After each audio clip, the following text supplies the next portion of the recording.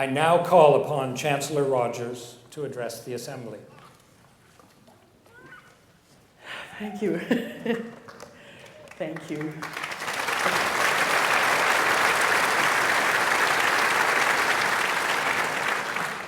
Your Honor, President Castles, distinguished guests, members of governing bodies, faculty, staff, alumni, graduates, parents, family, and friends. What a joy and an honor it is to be here on the traditional territory of the Coast and Strait Salish people. And I would like to thank May and Skip Sam for welcoming me this morning in ceremony. Have you ever had one of those moments when you feel like everything you've done in your life has led you to this place? I'm having one of those moments. This is a very big day, and it is amplified by knowing that this is a very big day for the students who surround us in the wings. Hello, students. Congratulations. Hi. Congratulations on all your achievements, all your successes, and even your failures that have led you to this day. Failures are great teachable moments. Class of 2015, welcome to the future. As you do, I stand on the shoulders of many, though usually not in these shoes. Some of those shoulders are in the hall this afternoon.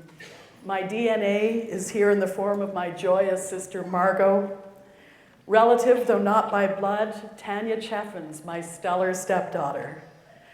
My second family, the Jones family of Nanaimo, John, Yvonne, my adopted sister Lillian, Jeremy, and Samantha. I'm forever grateful to you for changing me at a cellular level. Not in the hall, but watching online, I send love and respect to my mother, Christina, my stepmother, Pat, and my godmother, Leslie. Oh, and my late father, Brem. I think he's in the room. 4 passions have directed my life: public broadcasting, advocacy for adult literacy, mental health, and a new relationship between Indigenous and non-Indigenous people in Canada. Those 4 pillars are represented here in the audience too by friends and mentors who are with me and for me. I raise my hands to you all in love and appreciation. Thanks also to the 3 UVic Chancellors Emeriti, Norma Mickelson, Ron Lucoy, and my most recent predecessor, Murray Farmer. Thank you for your inspiration and example and advice. I also wish to acknowledge some stunning women here in the room with me today. They are my girlfriends, and if you don't have girlfriends, I strongly recommend you get some.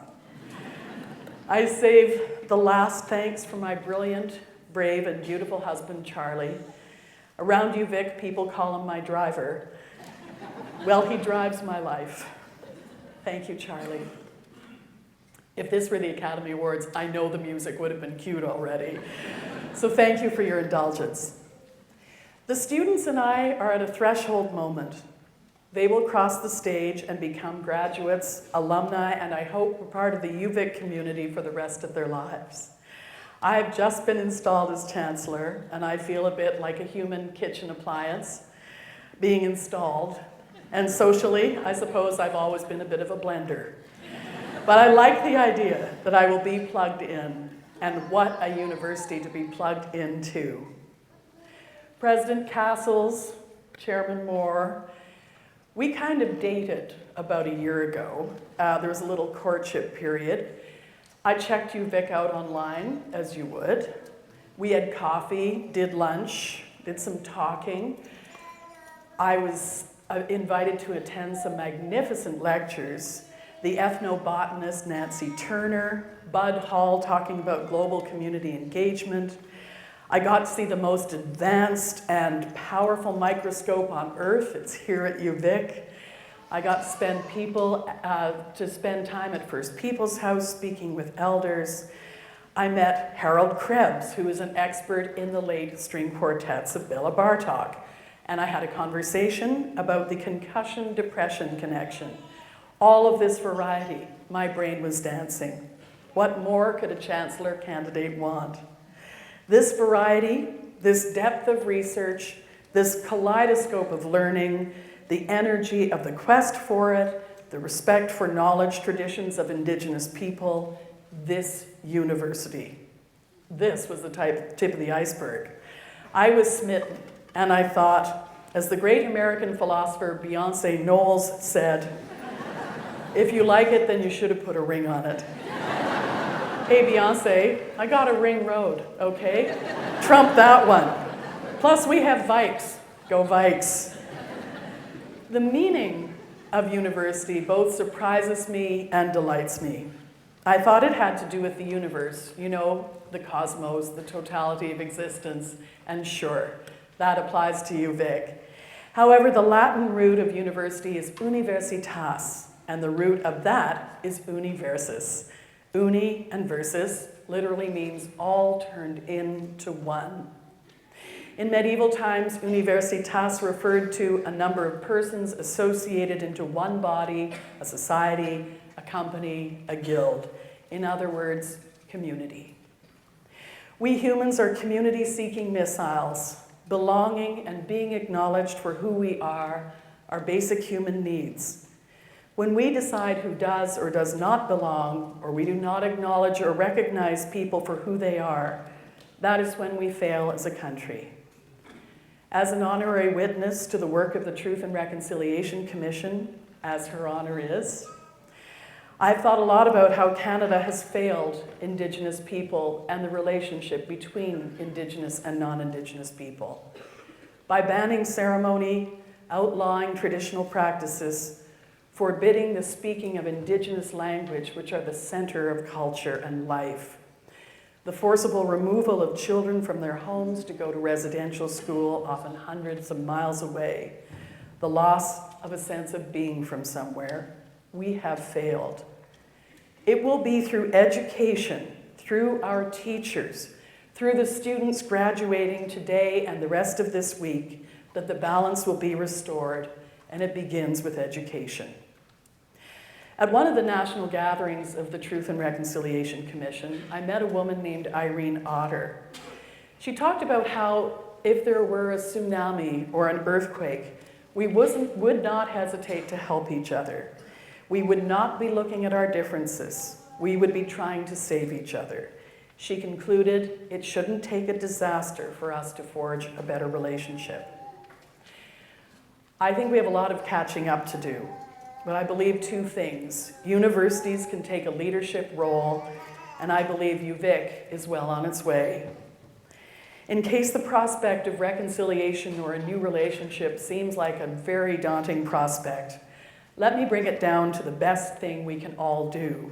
And perhaps this is my greatest lesson, and it involves my broadcast mentor, the mentor that Lorna Crozier mentioned, the late Peter Zosky. For those who may not know him, he was on CBC Radio. Q is now where Peter's time slot was. We listened to him on the radio. We felt we knew him better than some of our relatives, and certainly we liked him better than some of our relatives. I read listener mail with him, as Lorna said, for almost 15 years, and I filled in for him when he was away. I got a call one Sunday night from his producer asking me to fill in, and I was having people over for dinner. We were making rather merry. This is the first time that I had filled in, and the phone rang. Peter had pulled a muscle in his back and he couldn't move and was in a lot of pain. Would I fill in? Sure, I said, trying to sound confident and a bit blasé, because this was like Dorothy filling in for the Wizard of Oz. I sent my guests home with doggy bags and drank about 20 glasses of water. And I called Peter and said, what do I do? And he said, well, just listen. And I said, yeah, but then what? And he said, no, that's it. Just listen. Just listen may not solve all our problems, but when we don't listen, we don't change or grow. We don't progress. We don't have conversation, and we don't have dialogue.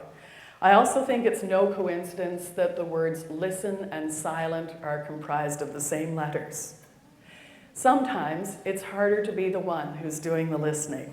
It can be hard work, especially respectful engagement, listening to someone who may not share your views. Listening is not a spectator sport.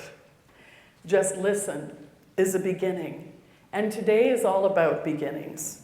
After 35 years on the radio, I still have so much to learn about it, but it's such fun, and it's such deep fun trying to get it right. Students, graduands, as you are about to become graduates, I wish you deep fun. I'm ecstatic and honored to be here with you today. In my non-regalia life, as Lorna mentioned, I host a program called The Next Chapter. Her Honor mentioned it too, and it does feel apropos today. Your prologue has been written. The acknowledgements, your family and friends and supporters will all be thanked today. And the rest of the story, the next chapter, I guess, is yours. It's all yours. And may the whole book be a bestseller. Thank you for listening, and thank you for what you're about to do.